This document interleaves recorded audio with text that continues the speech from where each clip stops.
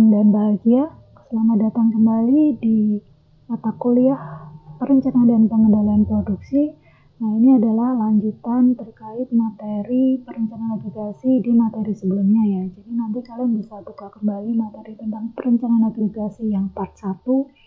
Ini adalah lanjutannya. Kemarin kita sudah mempelajari tentang metode perencanaan agregasi yang ada 4, yaitu ada level strategi, kemudian chase strategi, subkontrak strategi, dan juga mix strategi. Nah, sekarang yang metode terakhir atau metode kelima yaitu transportation model.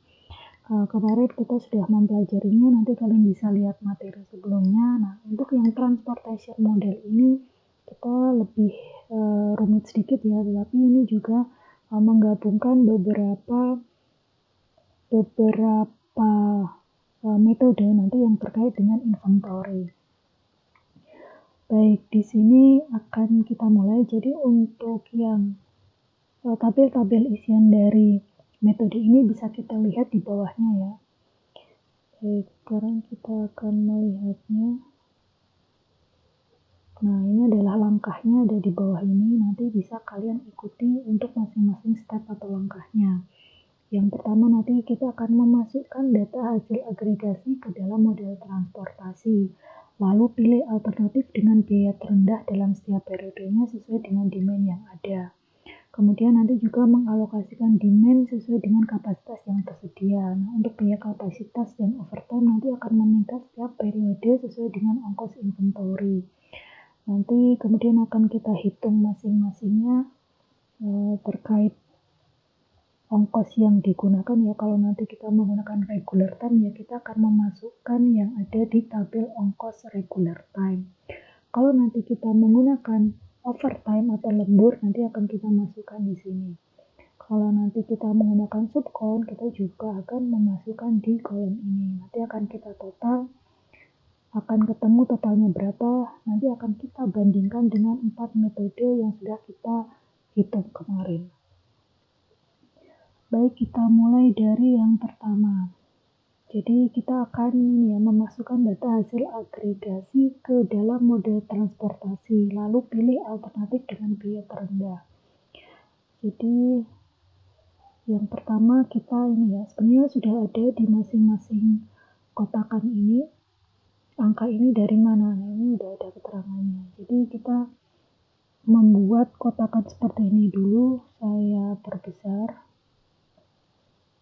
Nah, biar memudahkan ya. Nah, ini kalian nanti harus melihat data-data yang sudah kita hitung sebelumnya. Baik nanti yang di materi forecasting maupun yang di perencanaan agregasi part 1 ya. Nah, yang pertama adalah kita memasukkan data demand unit agregat. Nah, ini ada 126, 132, 137, 143, 149, 155. Itu adalah dari data demand unit agregat yang sudah kita hitung sebelumnya.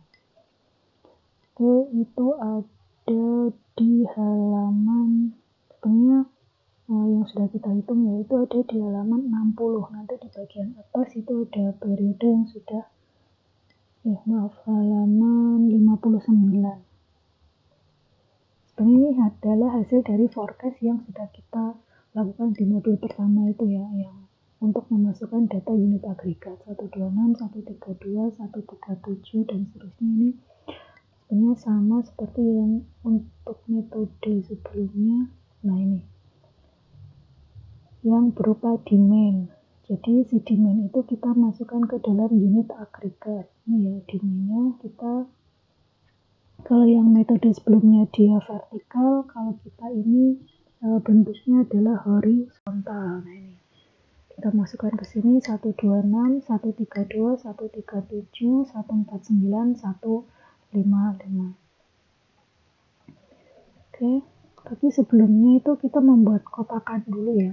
Jadi kalian bikin kotak, di sini ada periode, jadi ada periode 13, 14, 15, 16, 17, 18. Kemudian nanti ada kapasitas tersedia, kapasitas terpakai. Jadi kalian membuat kolom kosongan terlebih dahulu, jangan diisi angka-angka dulu ya. Kalian membuat format kolomnya dulu, diisi diisi nama kolomnya, nah nanti baru diisi angka-angkanya.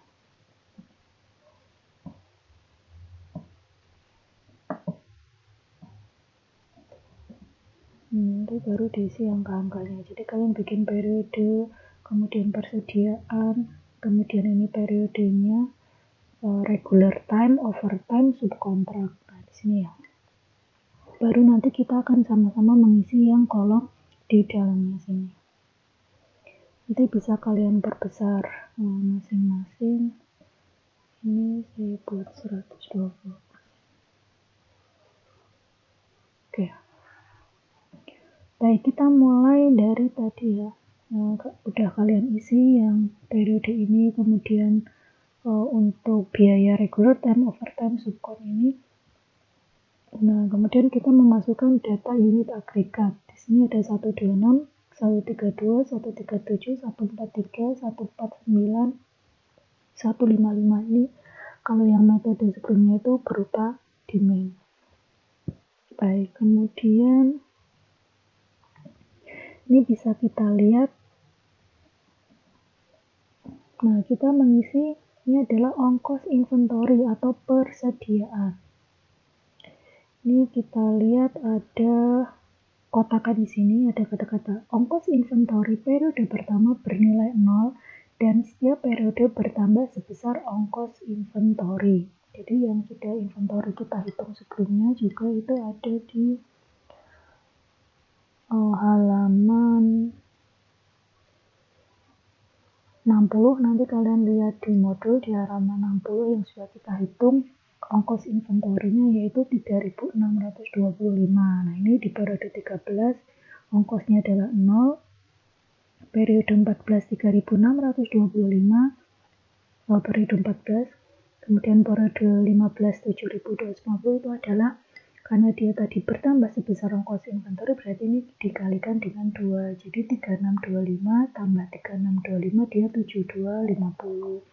Kemudian tambah 3625 lagi dia 10875. Kemudian tambah 3625 lagi berarti 14.500, tambah 3625 lagi dia 18.125. Jadi ini persediaannya bertambah seiring dengan periodenya. Oke, baik. Kemudian di sini ada inventory awal. Nah, inventory awal yang sudah kita hitung sebelumnya juga di halaman 60. Kita sudah menghitung adanya inventory agregat itu sebesar 22. Jadi kita letakkan di sini sebagai inventory awal sebesar 22. Oke, baik. Kemudian sekarang kita isikan dulu. Nah, ini adalah ongkos untuk regular time 50.000, 120.000, 220.000. Oke. Nah, kemudian keterangannya ada di bawahnya. Ini nanti kalian kerjakan masing-masing. Jadi ini ada beberapa angkanya yang tidak sesuai, tapi yang penting kalian ikuti langkah yang ada di bawah ini. Kalau kalian sudah mengikuti langkah ini, pasti nanti untuk pengisian tabelnya akan lebih tepat. Mana tadi? Nah, ini kita akan memasukkan biaya kapasitas regular time dan overtime. Nah, ini ada kata-kata meningkat setiap periode sesuai dengan ongkos inventory. Nah, jadi nanti untuk biaya regular time maupun overtime akan meningkat sesuai dengan ongkos inventory. Nah, tetapi untuk biaya kapasitas subkon nanti tetap setiap periodenya. Nah, kita cek. Kita lihat dulu dari yang regular time dan overtime. Untuk regular time dia 50.000 dan overtime dia 120.000. Nah, untuk regular time dan overtime dia akan meningkat seiring dengan periodenya sesuai dengan penambahan inventory. Nah, di sini jadi tinggal aja 50.000 ditambah 3625 dia 53625. Kemudian 50.000 ditambah 7250 dia 6875. Kemudian 50.000 ditambah 10875, nah 71750 dan seterusnya. Atau bisa juga ini 50.000 Nah ini 53625 nanti tambah 7250 ketemu 60875 ditambah 10875 menjadi 7150. Jadi disesuaikan saja dengan peningkatan persediaannya ini. Nanti 71750 ditambah 14.500 ketemu 86250 dan seterusnya. Oke, kemudian yang overtime juga sama, 120.000 ditambah 3625 123 sekian ditambah 7250 menjadi 130 sekian ditambah 110 ditambah 10.000 sekian 141 sekian dan seterusnya. Nah untuk yang subkon itu harusnya ini tetap ya, karena tadi 220 ditambah 220 tambah 220 dan seterusnya. Nah begitu juga nanti yang periode 14 sampai periode ke-18, nanti kalian sesuaikan dengan penambahan inventory yang ada di atasnya ini. Nah oke, kemudian setelah itu kita memasukkan juga yang kapasitas tersedia. Di sini ada 150, 37 dan unlimited. Nah ini didapatkan dari mana? Ini yang sudah kita hitung di halaman 61. Halaman 60. Di halaman 60 nanti kalian bisa lihat untuk yang regular time-nya ini ada 150, overtime 37 dan subkonnya unlimited karena tidak ada kapasitas maksimalnya itu untuk periode 13. Nanti kalian sesuaikan periode 14, 15 dan seterusnya itu ada di halaman 60 bagian atas ya. Nanti bisa kalian lihat. Baik, sekarang kita mulai untuk yang menghitung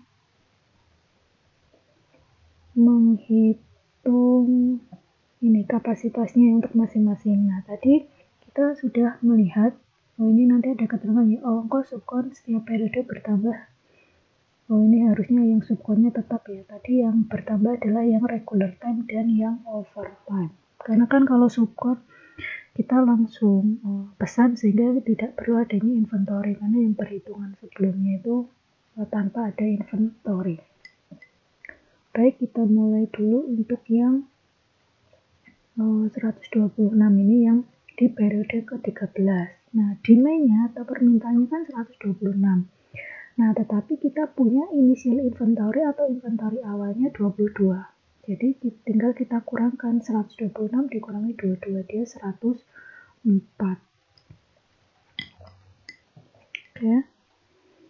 Nah, kemudian yang periode 14, demand-nya 132. Nah, kita masukkan 132.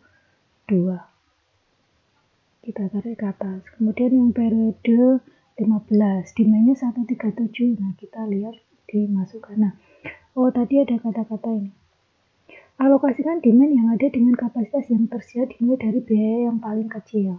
Nah, ini kan paling kecilnya adalah regular time, kemudian overtime, baru yang subkontrak. Jadi kita masukkan dulu ke yang regular time dulu. Kalau kemudian kita juga melihat kapasitas yang tersedianya.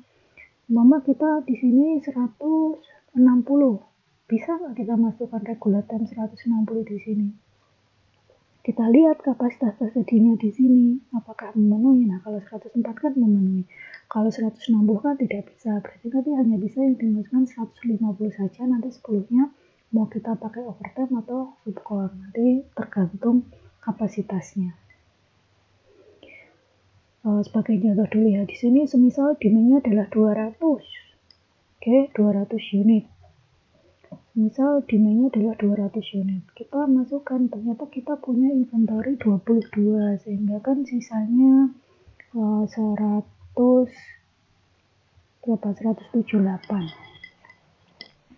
Nah, 178 kita masukkan di sini bisa nggak? Nggak bisa karena kapasitas maksimal untuk regular time-nya hanya 150.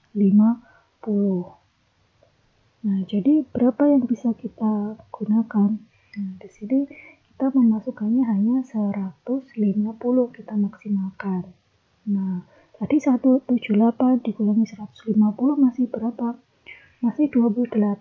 Oh, kurangnya 28 bisa kita tutupi dengan overtime. Kan di sini kapasitas maksimalnya 37. Jadi di sini bisa kita tuliskan 28. Kalau semisal overtime-nya di sini 40, bisa enggak? Kalau semua tidak bisa, kita hanya bisa 37 karena maksimalnya 37. Nanti yang 3 kita bisa lakukan dengan subkontrak karena dia unlimited. Tetapi nanti biayanya kan jauh lebih besar. Jadi kita harus alokasikan dulu di sini regular time-nya sesuai dengan kapasitas yang tersedia. Begitu juga overtime. Ini 37, kalau yang subkon kan dia tidak ada kapasitas, jadi bisa maksimal. Nah, baik itu untuk yang periode 13. Yang periode 14 juga gitu. Nah, demand-nya 132, kita masukkan ke regular time semua bisa tidak? Oh, bisa karena kapasitasnya adalah 144. Di sini kita hanya butuhnya 132. Kemudian periode 15, 137. Bisa tidak kita pakai semua di regular time? Oh, bisa karena kapasitas tersedianya adalah 150. Kita hanya perlu 137. Kemudian yang periode 16, kita butuhnya 143. Kapasitasnya berapa? 150. Oh, masih bisa. Periode 18, 149, kapasitasnya 150. Oh, bisa kita 149. Nah, periode 18, demand-nya adalah 155. Oke, demand-nya 155. Kita lihat untuk regular time bisa semua tidak? Oh, tidak bisa karena kapasitas yang tersedianya hanya 144. Jadi masih kurang berapa? Oh, masih kurang 11. Nah, 11-nya itu nanti bisa kita alokasikan. Kita lihat dulu periode sebelumnya untuk yang regular time. Kan kalau oh ya udah 11-nya langsung kita masukkan untuk yang overtime saja nih. Nah, tetapi kan biayanya jauh lebih mahal. Jadi bisa nggak semisal yang untuk periode 18 ini kita produksi pada periode-periode sebelumnya. Nah, kan nanti pasti dia biayanya lebih murah untuk regular time-nya, cuma nanti ada konsekuensi yaitu di inventory. Pasti nanti ada biaya inventory karena kan kita akan kita gunakan di periode 18 tapi diproduksinya misal di periode 17 atau periode 16. Nanti kan pasti akan muncul biaya inventory. Tapi nanti bisa kita lihat kalau kita memproduksi sebelumnya dengan kita melakukan overtime pada periode yang sama, biayanya lebih kecil yang mana. Oke, jadi untuk khusus dalam kasus ini, khusus untuk yang periode ke-18, dia ini 155 demand-nya ditutupi untuk di regular time pada periode 18, kemudian kurangnya 11 ya. Untuk periode sebelumnya, untuk regular time-nya masih ada sisa nggak? Oh, ternyata masih ada sisa 1. Ternyata masih ada sisa 1. Satu dari mana? Nah, tadi yang di periode 17 sudah kita pakai 149. Padahal kapasitasnya 150. Jadi kita maksimalkan 1 di periode 17. Masih kurang 10. Kita lihat di periode 16. Oh, tadi udah dipakai 143. Kapasitasnya hanya 150. Nah, masih ada sisa 7. 7 kita pakai di sini. Kurangnya 3. Kita lihat periode sebelumnya lagi. Oh, masih ada sisa. Sisanya berapa? Sebenarnya masih ada sisa 13, tapi kita hanya butuh 3 saja ya. Kita pakai yang 3. Sehingga ketika kita jumlahkan untuk periode 18 itu jumlahnya 155. Jadi ini 144 ditambah 1 ditambah 7 ditambah 3. Jadi pas 155. Hanya saja untuk periode 18 kita maksimalkan regular time 144, sisanya di periode-periode sebelumnya.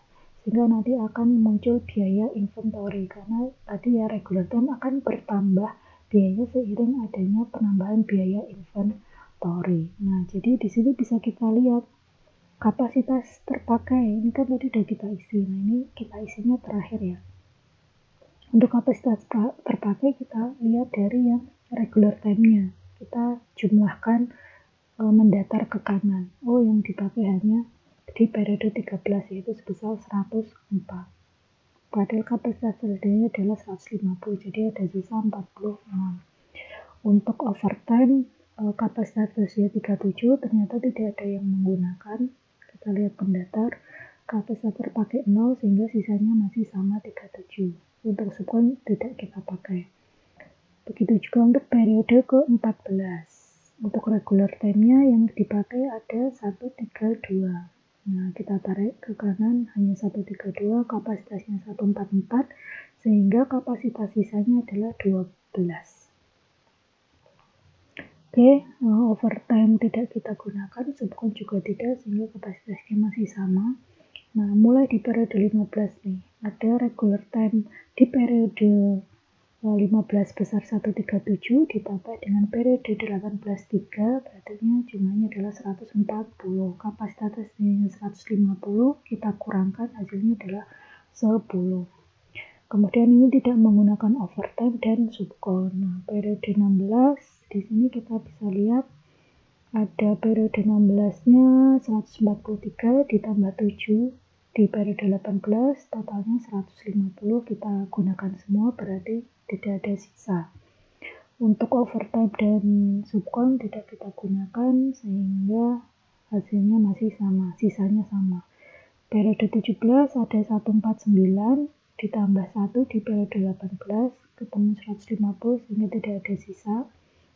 Begitu juga di periode 18, kalau periode 18 sudah kita maksimalkan. Jadi kita tambahkan mendatar ya untuk yang kapasitas terpakai. Nah, untuk kapasitas sisanya tinggal kapasitas tersedia dikurangi dengan kapasitas terpakai. Jadi ini bisa kita lihat masing-masingnya. Gampang ya. Jadi yang penting kalian ikuti saja langkah atau step yang ada di bawah ini, dan juga ini sudah ada keterangan dari tabel-tabelnya. Walaupun ini tadi ada angka yang berbeda, yang penting kalian ikuti saja yang di langkah ini. Semisal untuk biaya kapasitas regular time dan overtime meningkat setiap periode sesuai dengan ongkos inventory. Jadi disesuaikan nanti ongkos inventory-nya berapa. Nah, khusus subkontrak akan tetap pada setiap periodenya.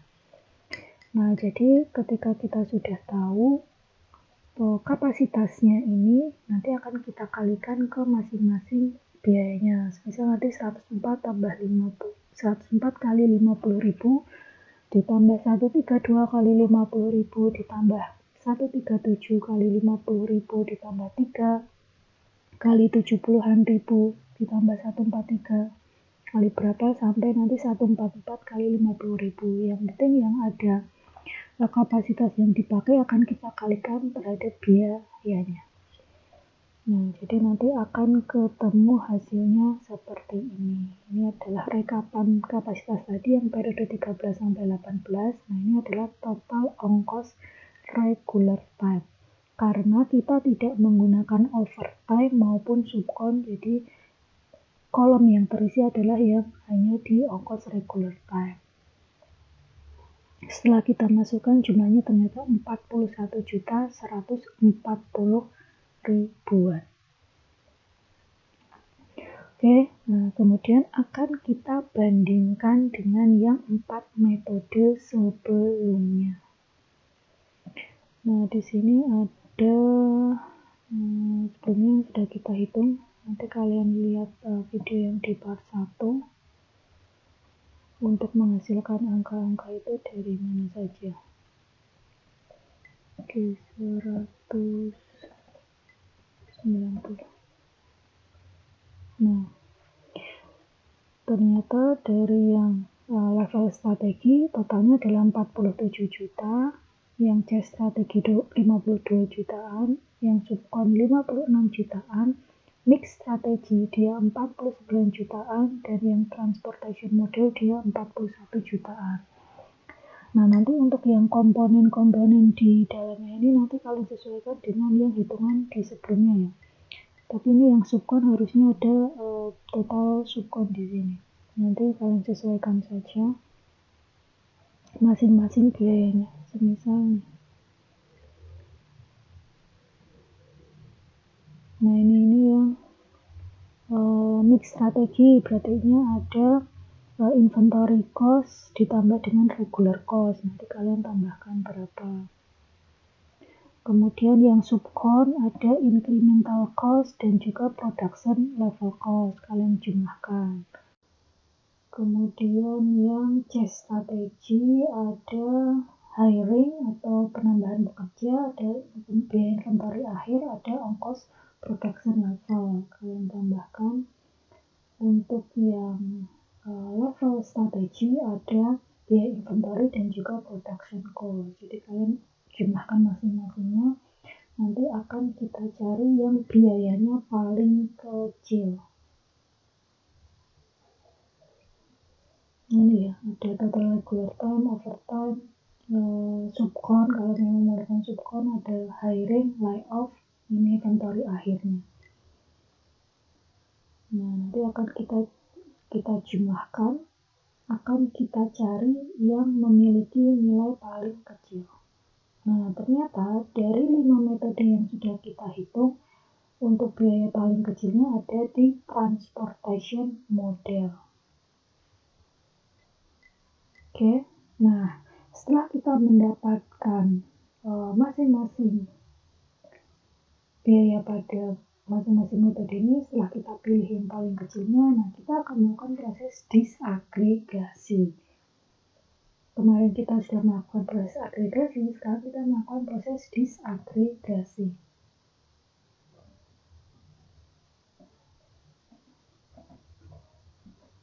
Oke, untuk yang proses ini, alternatif yang terpilih yaitu transportation model. Nah, kemudian kita akan melakukan proses disagregasi untuk memperluas jumlah unit yang harus diproduksi untuk setiap produk. Nah, kita lihat di sini, nah ini adalah proses disagregasinya.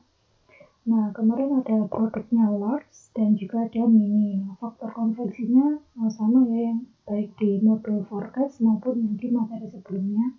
Untuk yang large, faktor konversinya 1 dari yang 70 per 70 dari waktu baku yang terbesar ya. Kemudian mininya adalah 0,9 dari 65 per 70. Oke, ketemu 0,928. Nah, kemudian untuk yang data unit agregat ini juga sama dari demand yang sudah kita hitung sebelumnya di halaman 60. Di halaman 59. Nah, ini ada demand yang atau dari hasil forecast yang di modul forecast atau modul peramalan. Nah, di sini demand-nya 126, 132, 137, 143, 149, 155. Oke, kalian nanti buka lagi modul 2 yang di forecast, kalian sudah melakukan perhitungan untuk persentase, yaitu ada di halaman 41-42. Kemarin kan kalian menghitung untuk masing-masing periodenya. Nah, ketemu untuk periode 13 dia persentasenya 52% dan yang mini dia 48%. Periode 14 dan seterusnya sampai periode ke-18. Kalian buka kembali di halaman 41 dan 42 untuk modul forecasting yang sudah kalian hitung sebelumnya sesuai dengan data kalian. Oke, nah dari hasil persentase ini kita akan gunakan untuk menghitung proses disagregasi ini ya, udah ada tabelnya. Data persentase didapat dari modul 2 atau modul forecasting. Oke, kita lihat. Nah, ini contoh untuk periode 13 nih. Nah, unit agregasi itu adalah persentase dikali dengan agregatnya. Kemudian unit produksi itu sama dengan unit agregasi dibagi dengan K. K-nya itu yang faktor konversi tadi. Nah, ini kita hitung dulu yang periode 13 untuk large dan mini. Kita ambil dari sini dia 52% dan 48%. Nah, demand-nya atau agregatnya dia 126. Nah, ini kita lihat di sini persentasenya 52% dan 48%. Untuk unit agregatnya dia 126. Ini K-nya atau faktor konversinya yang di atasnya tadi 1 dan 0,928. Nah, ini Untuk unit agregat, rumusnya adalah presentase dikali dengan agregasi atau demand-nya ya. Jadi ini 52% dikali 126 ketemu 66, 48% dikali 126 ketemu 61. Kita buktikan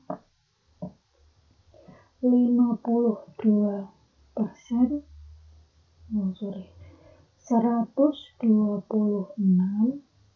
dikali dengan 52% sama dengan 65,52 kita bulatkan ke atas menjadi 66. Kemudian yang 48% 126 dikali dengan 48%. Ketemunya 60,48 kita bulatkan ke atas menjadi 61. Ini unit agregatnya. Nah, untuk unit produksi itu adalah unit agregasi dibagi dengan K. Jadi kolom ini dibagi dengan kolom ini. Kita lihat.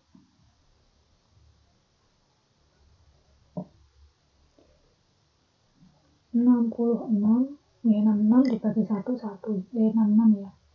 66 dibagi 1, 66. Kemudian yang 61 dibagi dengan 0,9285714 sekian lah. Ketemunya 65,69 kita bulatkan menjadi 66. Jadi ini untuk periode 13. Nanti untuk yang periode 14 sampai periode 18 nanti kalian juga hitung sesuai dengan persentase dan agregatnya. Iya, nanti untuk yang periode 14 berarti nanti 55%, 45%, periode 15, 48%, 51%, dan seterusnya dengan agregatnya atau demand-nya ini ya, 126, 132, 137 kalian sesuaikan untuk persentase dan juga demand atau agregatnya. Oke, nah setelah ketemu itu akan kita gunakan hasil dari unit produksi ini akan kita gunakan sebagai langkah untuk memasukkan ke dalam MPS. Jadi masing-masingnya ini. Nah, unit produksi hasil agregasi. Unit produksi ini kotakannya panahnya kurang ke sini. Jadi yang kita gunakan adalah yang unit produksi. Nah, jadi unit produksinya itu kita gunakan untuk nanti mengisi master planning schedule. Ini ada 66, 66, ini yang periode 13, nah ini yang periode selanjutnya, periode 14 sampai periode 18, kita sesuaikan di situ.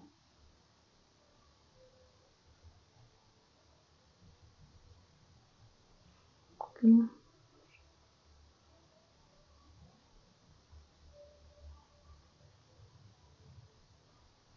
Gampang. Periode 14 tadi udah kita sesuaikan 15, 16, 17, 18. Nah, kita total di sini. Totalannya adalah periode 13, 132, 138, 142, 149, 156, 162. Nah, ini yang akan kita gunakan sebagai MPS atau Master Planning Schedule. Nah, jadi nanti kan sudah kemarin kita large, kemudian ada yang mini. Nah, ini yang family-nya ya. Tapi ini sudah kita breakdown ke dalam masing-masing alarmnya, baik yang large maupun yang mini. Nah, oke.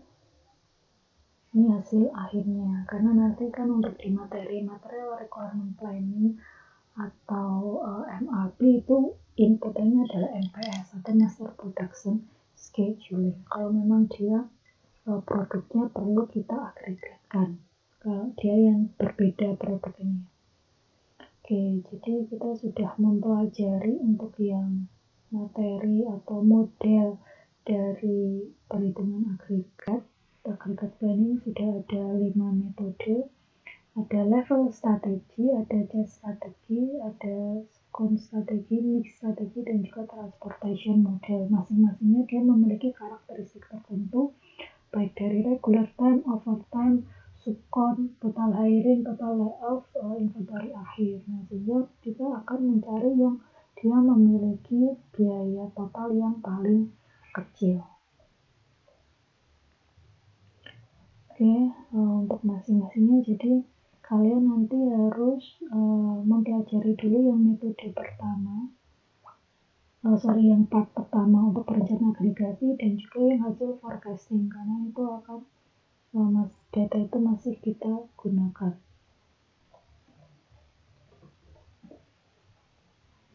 Oke, ini yang transportation model, kalian pelajari betul-betul untuk terutama itu yang transportation model, kolom-kolomnya dari mana sudah ada keterangannya semua. Nanti kalau memang angkanya tidak sesuai, kalian sesuaikan dengan urutan yang ada di sini. Kalau kalian sudah mengikuti urutan ini, insya Allah untuk dalam-dalamnya nanti juga pasti akan sudah sesuai.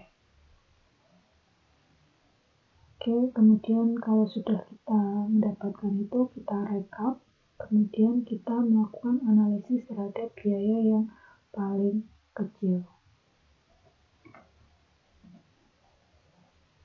Dari biaya yang paling kecil ini nanti akan kita gunakan untuk melakukan perhitungan terhadap master production schedule.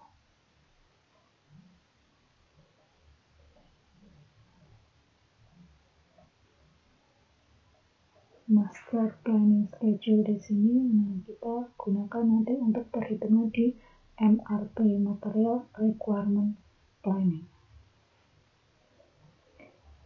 Oke, jadi langkah yang pertama sudah kita lakukan, yaitu kita mempunyai data historis atau data masa lalu dari yang forecasting, kemudian kita lakukan perhitungan forecasting, kita mencari yang memiliki nilai MAP, MAD, dan MSE yang paling kecil. Kemudian yang disesuaikan dengan pola datanya, dari situ kita lakukan untuk proses agregat planning. Ada 5 metode yang pasti harus kita sesuaikan juga dengan ini ya, dengan ini. Kita sesuaikan dengan waktu bakunya, kemudian inventory awal, kapasitas terutama, misal tenaga kerjanya, hari kerja, 1 hari kerja, jam kerjanya, kemudian jumlah hari kerja per minggu, ada ongkos hiring, ada atau ongkos perekrutan tenaga kerja, ongkos layoff, atau kalau kita mengurangi tenaga kerja, kemudian ada ongkos regular time, ada overtime, kemudian juga ada subcon. Nah, kemudian di sini biasanya kalaupun kita harus melakukan overtime atau lembur, itu ada kapasitas maksimalnya. Karena kan semisal kita hanya bisa lembur itu 3 jam, nah kan kita biasanya lembur itu kan tidak bisa menghasilkan pada saat seperti regular time, jadi hanya beberapa saja di overtime-nya. Jadi kita sesuaikan, misal kalau di kasus ini kapasitas overtime atau lemburnya hanya 25% dari regular time, jadi nanti kita hitung dulu yang regular time, yang pasti dari hari kerja, dari waktu bakunya. Kan ketika kita bisa bilang kamu bisa memproduksi berapa unit hari ini, nah kalian bisa lihat untuk memproduksi 1 unit perlu berapa menit, kemudian dalam 1 hari kerja kita memiliki berapa jam kerja, pekerja kita ada berapa, mesin kita ada berapa. Kemudian untuk menghitung ongkos simpan per unit ini juga sebenarnya cara menghitungnya tidak selalu tetap ya, karena kan bagaimana kita menghitung ketika kita menyimpan misal bahan baku A di gudang, itu kan sehingga untuk yang di kasus ini menggunakan persentase dari harga jual, karena kan kadang untuk biaya simpan itu ada misal biaya biaya gudang, pemeliharaan gudang, biaya listrik, air yang ada di gudang, pemeliharaan gudang, penjaga gudang. Ya. Jadi ongkos simpan itu yang memang benar-benar ongkos yang keluar pada saat kita menyimpan di gudang. Jadi harus dibedakan antara ongkos simpan dengan ongkos produksi. Kalau yang produksi kan sudah jelas ya, tapi kalau gudang kan misal material tersebut harus ditangani atau disimpan pada ruang yang bersuhu dingin. Misal minus berapa, itu kan berarti perlu adanya nanti listrik, kemudian harus ada maintenance, ada pekerja gudangnya, penjaga gudang, itu juga gajinya kan berbeda misal dengan yang pekerja di bagian produksi. Kemudian ini adalah unit agregatnya, ini faktor konversinya ya, yang dari waktu baku terbesar, kemudian ini hari kerjanya. Nah ini tadi yang saya bilang di halaman 60, nah ini yang kalian bisa lihat nanti hari kerjanya, sehingga ini ketemu regular time-nya, ini overtime-nya dari mana, kalian nanti lihat di sini, nanti bisa lihat di video sebelumnya ya. Untuk menghasilkan regular time dan overtime sebesar ini bagaimana caranya. Kemudian kita juga menghitung inventory unit agregat dan juga ongkos inventory-nya 3625 yang kita gunakan di semuanya, di semua model maupun yang di transportation model tadi. Oke, sehingga akan kita hitung untuk masing-masing metodenya. Ada level strategi, kemudian ada chase strategi, ada subcon strategi, kemudian ada mix strategi, dan yang terakhir adalah transportation model yang barusan kita bahas. Oke, baik. Itu dari 5 metode, kita nanti akan mencari yang total biayanya paling kecil, yang akan kita gunakan untuk menghitung proses disagregasi dari faktor konversi dan juga demand-nya. Nah ini ketemu persentase yang ada di modul forecasting. Kemudian kita melakukan proses disagregasinya di sini, baru ketemu untuk MPS-nya, Master Planning Schedule. Baik, sekian untuk materi dari perencanaan agregasi yang part kedua untuk yang transportation model. Silakan kalian pelajari untuk yang bagian forecasting dan juga yang di perencanaan agregasi untuk yang part pertama.